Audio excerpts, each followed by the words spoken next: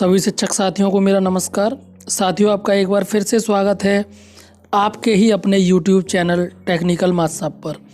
साथियों, आज इस वीडियो में हम दीक्षा टीचर पॉकेट डायरी के अंतर्गत कोर्स 7 पढ़ने लिखने के शुरुआती व्यवहार के आकलन भाग में पूछे गए सभी प्रश्नों को देखेंगे। साथियों, अगर आप 60% क्वेश्चंस के सही आंसर नहीं देते हो तो आपका प्रमाण पत्र जनरेट नहीं होगा, सर्टिफिकेट जनरेट नहीं होगा।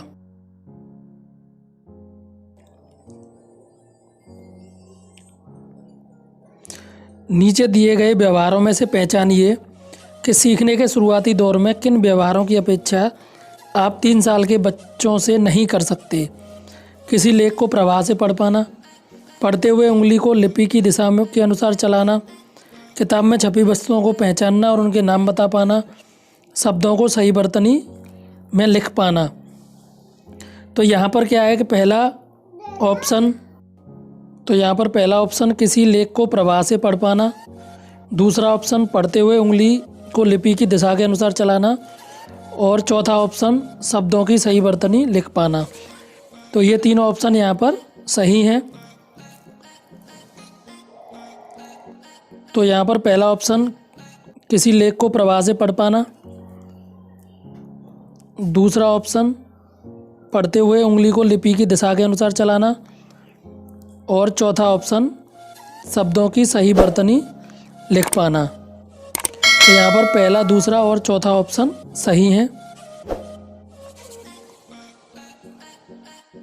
एक अध्यापक को उभरते हुए साक्षर बच्चों यानी इमरजेंट लिटरेसी को सिखाने की प्रक्रिया में भूमिका निभानी चाहिए। सहानुभूतिपूर्ण, उदासीन, नकारात्मक, सक्रिय। तो यहाँ पर जो सही आंसर है वह है सक्रिय भूमिका निभानी चाहिए। कक्षा 1 का बच्चा पहाड़ी पर हरी घास चर रही बकरी का विवरण हिंदी में कुछ इस प्रकार लिखता है। इस लेख से आप क्या समझ सकते हैं कि बच्चे को समझ है कि अलग अलग तरह के शब्दों के बीच दूरी रखी जाती है। वह हिंदी लिपि को किस दिशा में लिखा जाए यह जानता है। बच्चे ने अपनी बात कहने के लिए संदर्भ के अनुसार उपयुक्त शब्दों को चुना है।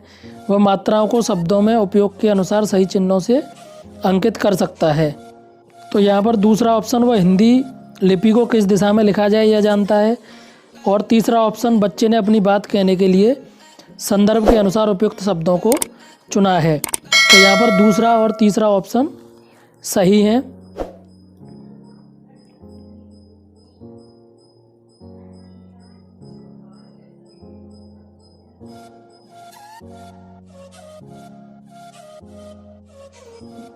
स्क्रीन पर एक 4 साल की बच्ची स्वाति का मूल्यांकन कार्ड दिखाया गया है। इस मूल्यांकन से संबंधित कौन से कथन सच हैं? मूल्यांकन सही है क्योंकि अध्यापिका को पता है कि बच्ची सही बर्तनी में शब्दों को लिख सकती है। मूल्यांकन गलत है क्योंकि बच्ची को गलत आधारों पर आंका जा रहा है। मूल्यांकन गलत है क्योंकि बच्ची सभी शब्दों को बर्तनी सही लिख सकती है। मूल्यांकन सही है क्योंकि बच्चों को सही आधारों पर आंका जा रहा है। तो यहाँ पर दूसरा ऑप्शन सही है। मूल्यांकन गलत है क्योंकि बच्ची को गलत आधारों पर आंका जा रहा है। तो यहाँ पर ऑप्शन 2 सही है।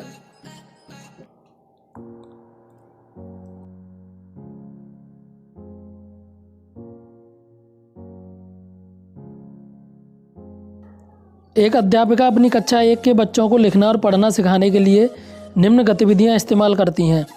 क्लिक करके सही गतिविधियों को चुनिए। हर सप्ताह उन्होंने लोकगीत, गाने बजाने की प्रतियोगिता आयोजित की और बच्चों को समूहों में काम करने के लिए प्रोत्साहित किया। वे बच्चों को अपनी भाषा में बोलने के लिए प्रोत्साहित करती हैं। वे उन बच्चों को टोकती हैं जो हिंदी शब्दों का गलत उच्चारण करते हैं। वे बच्चों को अपने अनुभव लिखने के लिए प्रोत्साहित करती हैं। तो यहाँ पर ऑप्शन 1, हर सप्ताह उन्होंने लोकगीत, गाने बजाने की प्रतियोगिता आयोजित की। ऑप्शन नंबर 2, वे बच्चों को उनकी भाषा में बोलने के लिए प्रोत्साहित करती हैं। और ऑप्शन नंबर 4, वे बच्चों को अपने अनुभव लिखने के लिए प्रोत्साहित करती हैं। तो यहाँ पर पहला, दूसरा और चौथा विकल्प सही हैं। पहला, दूसरा और चौथा विकल्प यहाँ पर सही हैं।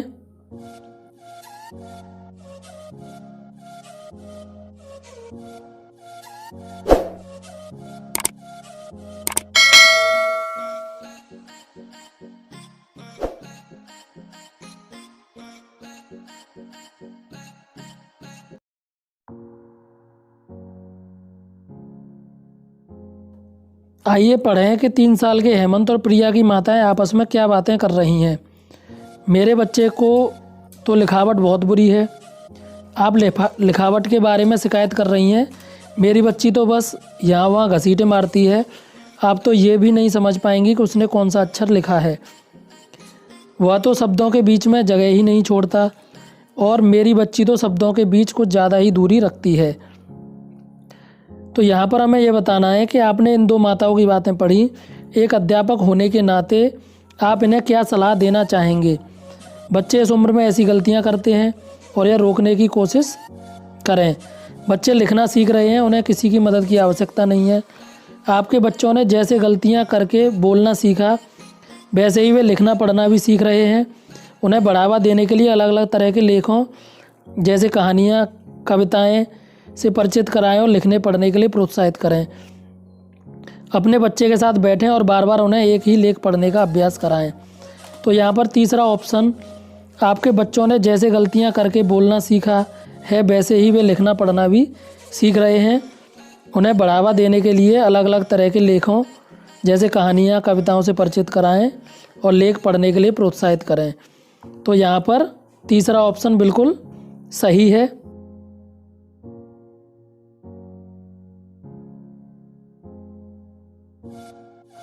एक अध्यापक सुरेश स्क्रीन पर दिखाई गई सभी गतिविधियां करते हैं जब वे बच्चों को कहानी सुनाते हैं। वह बच्चों को कहानी की किताब का मुख्य पृष्ठ दिखाते हैं। वह बच्चों को कहानी के पात्रों के हाव भाव और क्रियाओं पर ध्यान देने को कहते हैं। फिर वह हर शब्द के ऊपर उंगली रखते हैं और एक एक करके उन्हें बच्चों के लिए पढ़ते हैं।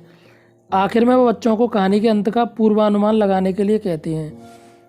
क्लिक करके इन गतिविधियों को करने का सही कारण चुनिए। यह बच्चों को कहानी रटने में मदद करता है।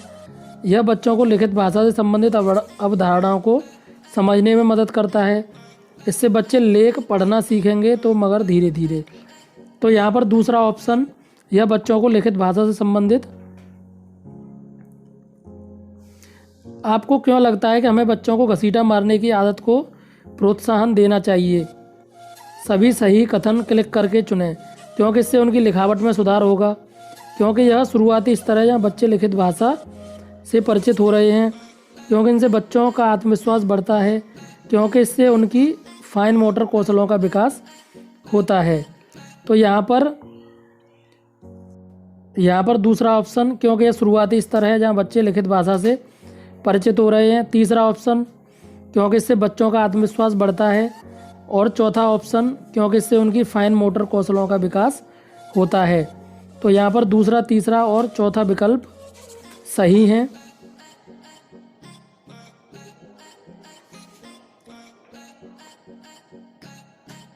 स्क्रीन पर लिखने और बोलने के कौशल में कुछ अंतर और समानताएं दिखाई गई हैं। इनसे सही तथ्य चुनें। दोनों कौशल स्कूली प्रशिक्षण से ही सीखे जा सकते हैं। बोलने का कौशल और लिखने के कौशल से भिन्न है क्योंकि बच्चे दोनों ही कौशलों को गलतियां करके सीखते हैं। बच्चे पढ़ना लिखना पहले सीखते हैं और फिर बोलना। तो यहाँ पर तीसरा ऑप्शन, बच्चे दोनों ही कौशलों को गलतियां करके सीखते हैं, ये ऑप्शन यहाँ पर सही है। तीसरा ऑप्शन यहाँ पर बिल्कुल सही है।